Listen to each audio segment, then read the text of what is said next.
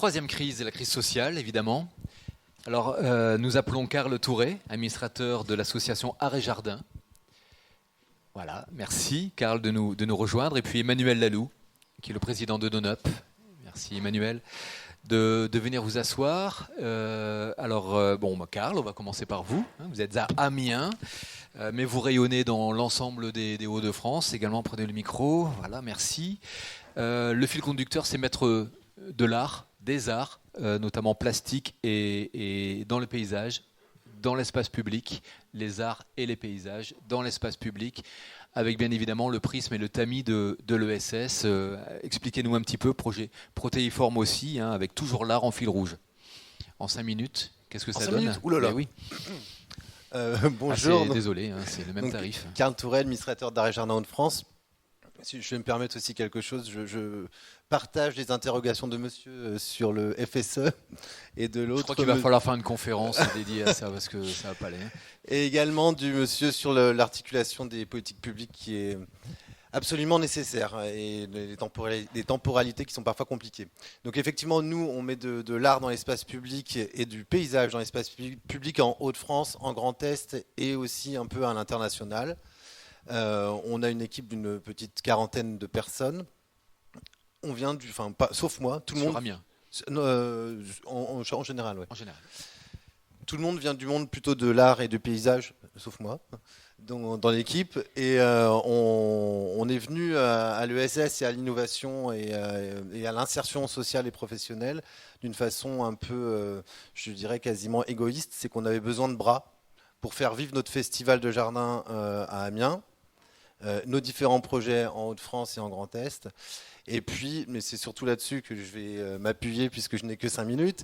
On a profité, donc on a un projet qui s'appelle les Jardins de la Paix en Hauts-de-France et en Grand Est, où on vient mettre des jardins de la paix dans les lieux de mémoire sur le long de la ligne de front de la Première Guerre mondiale, donc de l'Alsace, enfin de la Belgique plutôt, jusqu'à l'Alsace. On en a 22 en Hauts-de-France. Et ces jardins, il fallait qu'on puisse les entretenir et qu'ils soient notamment beaux au moment des commémorations, qui ont lieu dans pas longtemps. Et on ne pouvait pas créer, 22 petites antennes Hauts-de-France, Art et Jardin Hauts-de-France partout en Hauts-de-France. Donc on s'est dit qu'il fallait qu'on travaille en partenariat. Et donc on a profité d'un peu de temps grâce au Covid pour réfléchir et se poser. Et puis grâce à une réforme de l'administration pénitentiaire qui a permis d'augmenter le nombre d'heures possibles à effectuer ou de peines qui peuvent être données à des gens qui doivent effectuer des tiges, donc des travaux d'intérêt général. Donc on a développé un partenariat un peu prospectif, on va dire, avec l'administration pénitentiaire en Hauts-de-France. Vous appelez ça les brigades du Tige. Et donc on appelle ça les brigades du Tige, ouais, c'est un peu original. Mais derrière, il a fallu qu'on monte toute une méthodologie de travail avec les SPIP, donc les services pénitentiaires d'insertion et de probation. Et donc je les salue parce que ceux d'Arras sont présents aujourd'hui. Et effectivement, autour d'Arras, c'est là où on a le plus de jardins de la paix. Donc c'est là où on a le plus besoin de mobiliser. Avec la Fondation de France. On a été soutenu par la Fondation de France et par plein d'autres partenaires financiers que je salue aussi là-bas. Donc 22 chemins de la mémoire et de la paix, objectif 45 ? 45, donc là on va travailler également en Grand Est. Donc on aimerait faire ce partenariat avec l'administration pénitentiaire aussi en Grand Est. Vous travaillez aussi dans le bassin minier pour révéler le passé un peu minier, oui, alors avec les habitants pour créer leur propre jardin. Vous travaillez avec des lycées, avec 5 lycées pour créer les potagers, des potagers pédagogiques. Enfin, vous n'arrêtez pas. C'est d'autres programmes, effectivement, et il va falloir qu'on noue de plus en plus de partenariats. Et donc, on a besoin aussi de plus en plus d'agilité dans les politiques publiques, je le redis. Et qu'on puisse nous accompagner aussi, via la CRES, mais c'est déjà fait, mais nous accompagner aussi dans cette méthode un peu nouvelle de travail, et notamment avec l'administration pénitentiaire où les services de l'État parfois sont... Et un chantier d'insertion, je vais vite. Oui, le chantier d'insertion, mais c'est sur Amiens. Donc on avait sur l'habitude Amiens, sur Amiens. Testé avec Martin Hirsch. Exactement. Qui vous a pas mal inspiré pour connecter les artistes qui ont un peu décroché, si j'ai bien compris, de la vie sociale, et des habitants. Alors ça c'est sur le festival à Amiens, mais sur les Jardins de la Paix, l'originalité c'est qu'aussi on connecte des gens qui sont éloignés de l'emploi, avec des profils similaires, souvent des jeunes hommes qui ont décroché. Et donc là, on leur explique ce que c'est des lieux de mémoire, on leur explique les batailles, on leur explique plein de choses, et ils reprennent un peu, on va dire, du sens, ça donne du sens à leur peine. On parlait de la crise sociale, on fait le lien. On fait le lien. Donner du sens, c'est le principal pour nous, et donner du sens à la peine. Et je remercie encore le SPIP là-bas. Merci. 5 minutes, Merci ça va beaucoup. Ah, ça va, on y est. Merci. On peut l'applaudir parce que c'est quand même un beau projet. Alors, Emmanuel Lalou, je pense que le micro est ouvert. Ça va, ça fonctionne bien. Président de DoneUp, pas mal d'ancienneté également, hein, vous existez depuis un certain temps maintenant. Je vous donne la parole, présentez-nous DoneUp. Oui, une association qui a bientôt une quarantaine d'années en fait, Voilà. qui était à l'initiative de parents qui ont vu naître un enfant avec une trisomie 21 à l'époque, et des parents qui ont à ce moment-là considéré un enfant et non pas un handicapé, et qui ont fait le choix du milieu ordinaire. Donc c'est toute une aventure qui a tracé dans le milieu ordinaire, donc une aventure qui a été un peu difficile au début, parce qu'en fait il faut se remettre il y a 30 ou 40 ans, vouloir que son enfant aille à l'école ordinaire alors qu'il est en situation de handicap, ça a été un très très dur combat qui nous a amené plusieurs fois même au tribunal, et considérés comme étant des parents irresponsables. Mais ça, c'est l'histoire. Mais l'histoire est toujours la même, en fait. Hein. On est toujours en combat quand même pour l'inclusion de la personne en situation différente, la personne vulnérable. Et fort de cette expérience, en ayant tracé dans le milieu ordinaire, en fait, on s'est dit, il faut trouver une vraie place et une véritable participation sociale à la personne en situation de handicap. Donc on a quand même re-questionné un petit peu, je veux dire, les principes français, avec des établissements médico-sociaux très très rigides, avec une vue du handicap qui est d'abord médicale et non pas social, environnemental, parce que c'est l'environnement qui crée la situation de handicap, c'est pas la déficience. Ce qui fait que tout ça est une nouvelle approche qui nous a amené à innover, à considérer la personne autrement, à casser certaines barrières, parce qu'aujourd'hui, très régulièrement, on dit cette personne est autiste, donc on la met là, cette personne est trisomique, on la met là, cette personne est comme ça, on la met là. Et pour moi, en fait, ce sont d'abord des personnes qui ont une véritable valeur ajoutée, et que quand on sait regarder ces personnes à travers leurs compétences et non pas leur incompétence ou leur déficience, on en tire quelque chose d'extraordinaire. Et donc, tout le dispositif aujourd'hui de notre association, c'est après un parcours ordinaire, un parcours en milieu scolaire ordinaire, une formation professionnelle, il faut trouver de l'emploi. On a été en 2011 les premiers à faire un premier habitat inclusif à travers une résidence Bon Secours. Et à partir de là, on s'est installé dans la résidence pour accompagner les personnes. Et puis on s'est aperçu que finalement, étant dans la résidence, on en faisait une résidence adaptée. Donc on s'est empressé d'en sortir. On a créé de ce fait-là un lieu de tiers, un tiers-lieu qui est une plateforme d'accompagnement aux personnes fragilisées du quartier maintenant.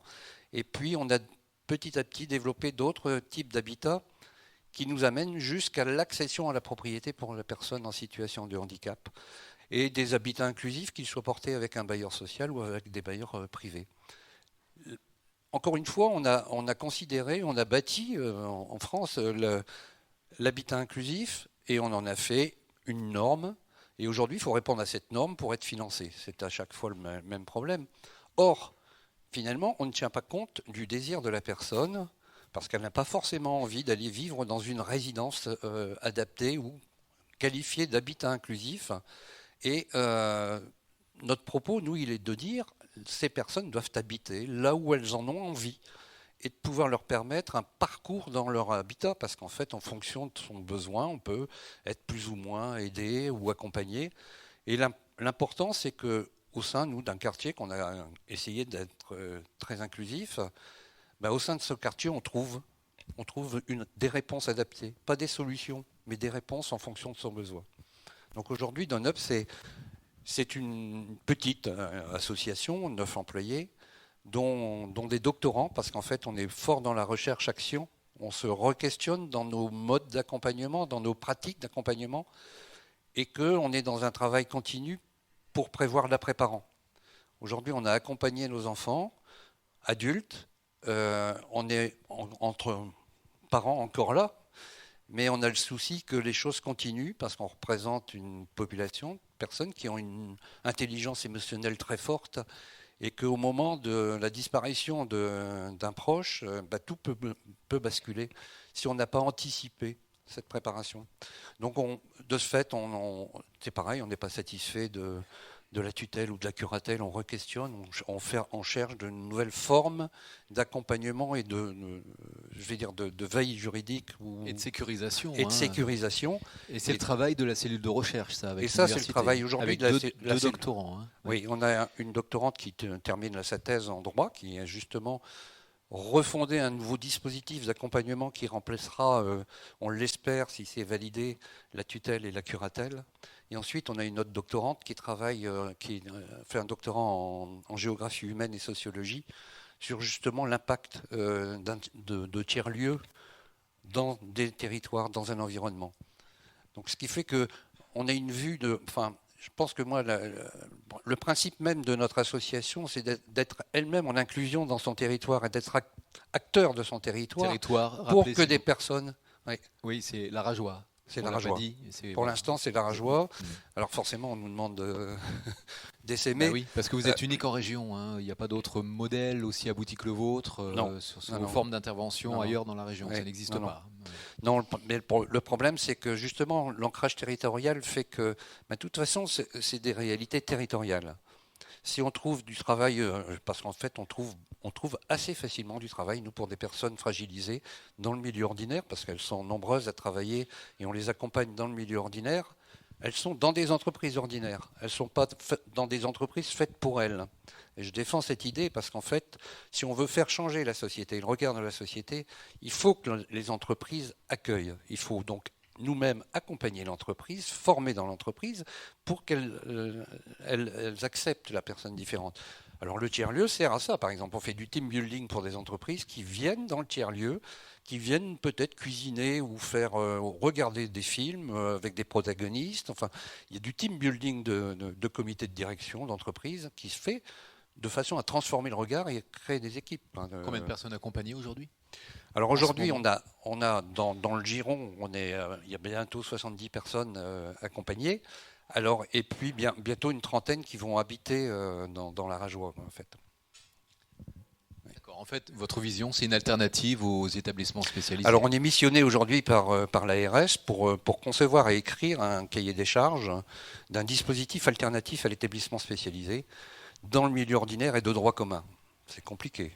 C'est très compliqué parce que là, je veux dire qu'on a souvent la visite parfois de ministres ou d'organisations comme celle-là, mais jamais, le législateur, il n'est pas encore prêt à mettre le pied dans la poudrière. Je pense qu'il y a un grand coup de pied à donner pour que les choses changent. Et ça, c'est compliqué. C'est très compliqué. Merci beaucoup, Emmanuel. Merci. Karl.